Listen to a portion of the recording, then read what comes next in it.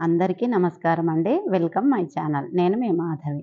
ఈరోజు వీడియోలో వచ్చేసి ఎన్ని రోజులైనా నిల్వ ఉంటాయి. అలాగే హెల్తీ అండ్ టేస్టీ స్నాక్స్. అది ఎలా తయారు చేసుకోవాలో తెలియజేస్తానండి.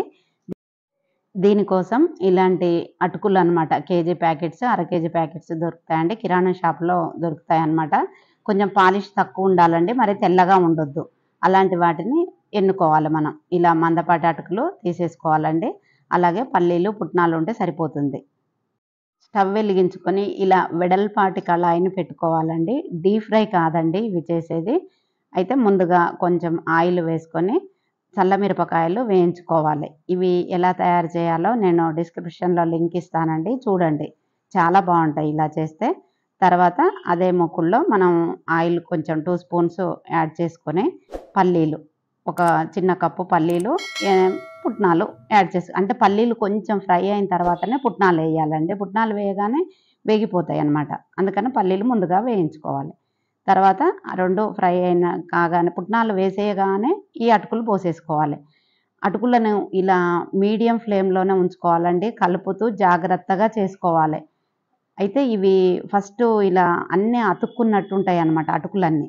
ఇప్పుడు మనకు ఫ్రై అయితూ ఉంటుంటే మంచిగా విడిపోయి క్రిస్పీగా తయారవుతాయన్నమాట. ఇలా నిదానంగా వేయించుకోవాలండి. మంచిగా మీడియం ఫ్లేమ్‌లో పెడుతూ కలుపుకుంటూ వేయించుకొని ఉండాలన్నమాట. ఇవి చాలా క్రిస్పీగా, చాలా టేస్టీగా గూడా అయితాయండి. మనం ఏదైనా టూర్ ఎళ్ళినప్పుడు, తీర్థయాత్రలు ఎళ్ళినప్పుడైనా ఇవి కొన్ని తిన్నా గూడా కడుపు నిండినట్లుంటుంది. అలాగే పిల్లలు ఇంటికి రాగానే హాలిడేస్‌లలో చేసి పెట్టామనుకోండి మంచిగా తినేస్తారండి.